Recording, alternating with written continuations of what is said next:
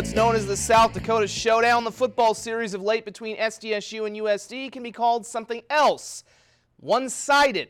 While the Coyotes have played the last 3 games close, the Jackrabbits have won all 6 of the meetings in the Division I era.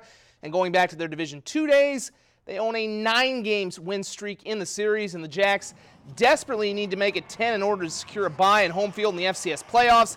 Meanwhile, the Coyotes are playing for pride on a frigid day at Dana J. Dykehouse Stadium. Opening drive, Jacks get to it. Pierre Strong Jr. Nothing junior about that run. He shakes off multiple tacklers on a 30-yard run. It's 7-0 SDSU. USD answers on their first drive. Austin Simmons, 3 yards to Brett Sampson. It's 7-all. Looks like we're going to have a game. Except the Jacks had Strong, and he was too strong for Charlie and company. This time he's going to zig and zag 73 yards for a touchdown. He ran for 253 today. SDSU's a factory. They have offensive stars. Lose Zach Zenner, get Dallas Goddard, now apparently Pierre Strong. Bob Nielsen's team needs a response. Look at Austin Simmons. They're just flying at him from every direction, and he throws a pick to Marshawn Harris.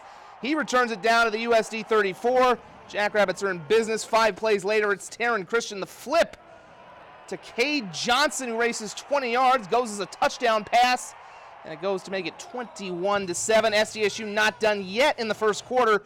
Christian over the middle to Blake Coons, the freshman tight end. Anyone in the vicinity, please tackle him. Yeah, nobody. 59 yards, 28-7. South Dakota State after one. This is what they're doing to keep warm. They brought in storage sheds. Nothing could warm up the Coyotes after that. Ryan Arif sacks Simmons late in the half, then recovers the fumble himself with 34 seconds left. 2 plays later, it's Christian, not doing it with his arm, doing it with his legs, and the former sprint champion is into the end zone for a 16-yard score. USD got some garbage time points, but this was all South Dakota State after those first 2 drives. 49-27, Jacks are 8-2 on the year. They're going to get a bye in the playoffs. They're going to make the playoffs for the 7th straight year. Coyotes finish it out 4-7. We will hear from both teams tonight at 10 o'clock. The Northwestern Red Raiders begin the NAIA playoffs with a familiar foe in Dickinson State. The 2 programs opened the previous 2 seasons up with the home teams each winning via blowouts. Perhaps it's fortunate for the Red Raiders then that this game is in the friendly confines of Orange City. Points were hard to come by in the first quarter. Bryce Van Beek skies for the interception for Northwestern, 10th pick of the season for the GPAC Defensive Player of the Year. We were scoreless into the second. That's when the Blue Hawks take the lead first. Ahmad Andrews up and over. Dickinson State leading 7-0. Northwestern would answer just before halftime. Jacob Kalaganis finds the end zone, but they miss the extra point, so it's 7-6 Dickinson State at half, and that miss would prove costly because the Red Raider offense, they couldn't get it going. Tyson Koima, one of his 4 picks to Jay Liggins. Liggins had all the picks today, and Dickinson State ends Northwestern's season. Stunning one, 14-6. The fall sports season comes to a close today at the Premier Center with 3 state volleyball championship matches, none of which better than the first of the day in Class B. Between them, Warner and Northwestern have won 12 of the last 15 state titles, with last year being the first time they'd ever met for the championship thanks to the new seeding format. The Wildcats won that in 4 sets, today looking for a 3rd straight state title against a Monarch team hungry for payback. Didn't look like that was going to happen in the first set, though. Madeline Groff with a quick kill at the net as the Wildcats got out to a 7-1 lead.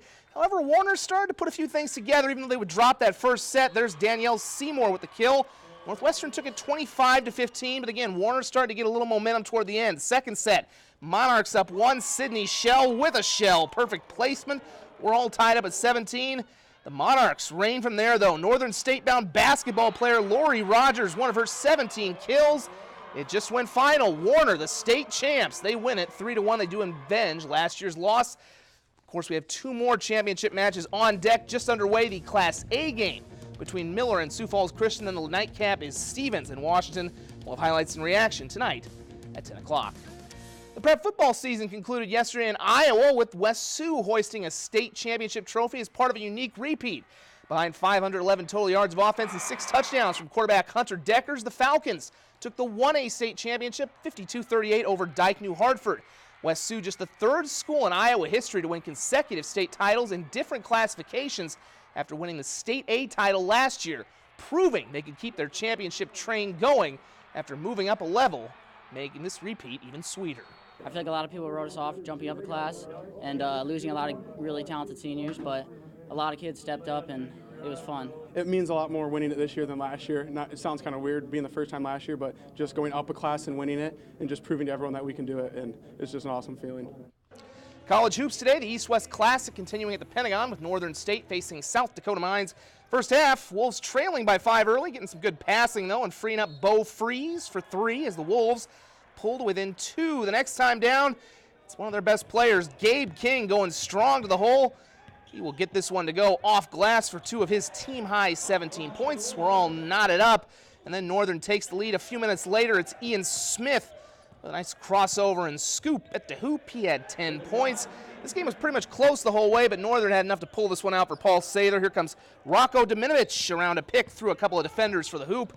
Wolves led by 4, and Wolves get the win, 75-67. Augie underway. We'll have those highlights at 10, plus USD Volleyball in the Summit League tournament. We're back in 1 moment.